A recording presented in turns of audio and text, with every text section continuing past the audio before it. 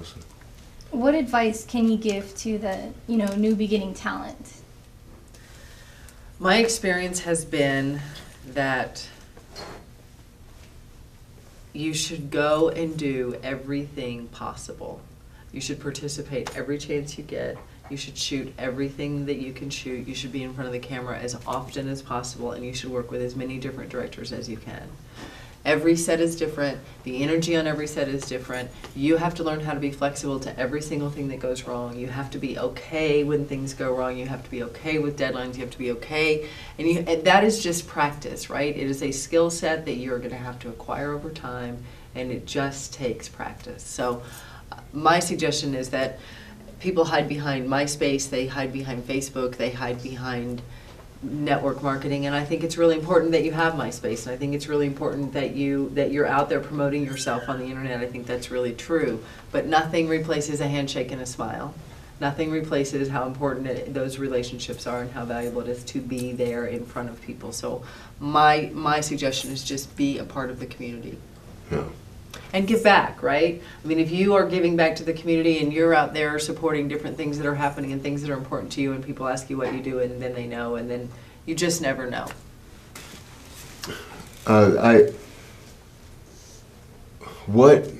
What sparked you as a child, to be involved in music and be involved in film and different things like that? I was a dancer from when I was 3, and I was a journalist, and so my undergraduate degree was in journalism, and I went to law school to protect and defend artists and musicians, and I just felt, I'll tell you what happened is I was in undergraduate school, and we were learning about the internet, and we were learning about Napster, and how you were going to be able to rip off music, and that just offended everything inside of me, and I knew I needed to be part of whatever that was that protects people who have the talent to create something and provide something to us in the world that I might not be able to do, but I knew that I could defend you, right? So. Okay. That's awesome. So you get a prop, okay? You get dialogue, and then also how many characters you can use? No, you get one character. So you'll get, okay, for example, the prop. What was the prop this year? A plate. The character was, I want to say it was an electrician. So there was a plate, an electrician, Jane or Jim Switzer or something, the electrician, and then the line of dialogue was, they all run together. One year the line of dialogue was, looks like we'll have to do it over again. So there's always, so those 3 things have to be there, and it's really fun to watch the films when you're in the audience then, and you're looking for all of those items, like how creative can somebody be to use a plate, or once it was an 8-ball, and once it was a can of hairspray, or it was just hairspray, so then it was like, and the craziest things that would be like all of a sudden somebody spraying their hair with hairspray, and you're like, that would never happen in anything but a 48-hour film project film, because if it's not there, then you're disqualified. So. Oh, okay.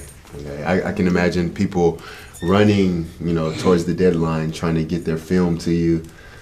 It happens every year. I get phone calls. I can see the palms. I'm on my way. I'm almost there. You've got to take my film. And the hardest thing about it to me is saying no at 7:30 on Sunday night. Yeah, yeah.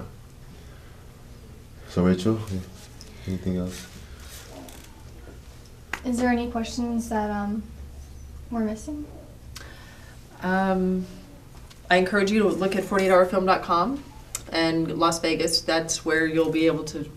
We also have a Facebook page, so I think it's Sherry can give you my information on how you can reach me, and then 48 Hour Film 48 Hour Film Las Vegas 2009, I think, is our Facebook page or something like that. So join us on Facebook and keep your eye on the website, and I'll keep Sherry in touch with when we pick a date for next year. And I'm always available to answer questions, and happy to have been given the opportunity to talk to you guys today. Awesome. And speaking of questions, do we have any questions from the audience? Anything? Yes. What's Cannes? Cannes Film Festival. Cannes is the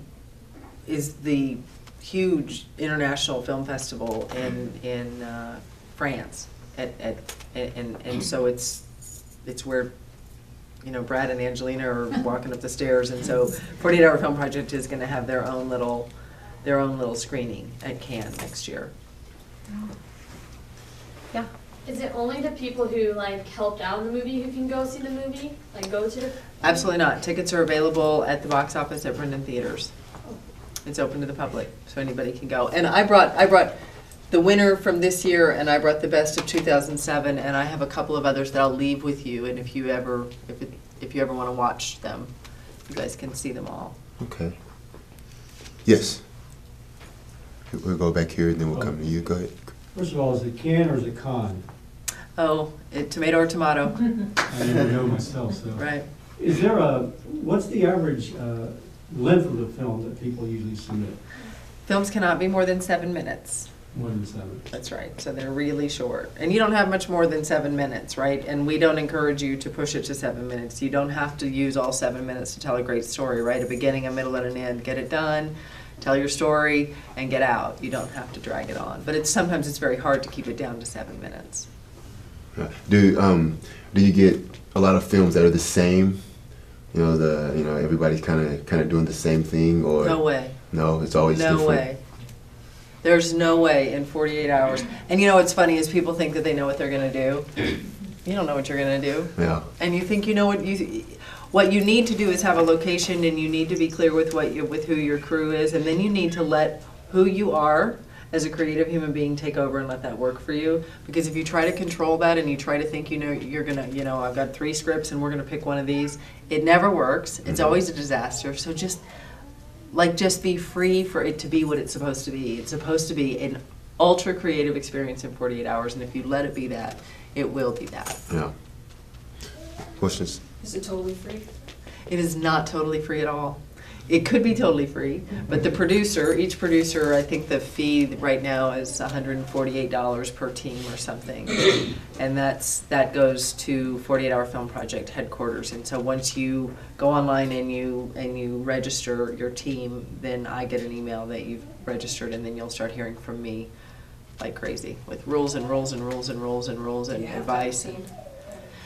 Yeah, you have to have a team. I mean, you have to, or you can attend networking events, or you can sign up on 48hourfilm.com Las Vegas, and you can become part of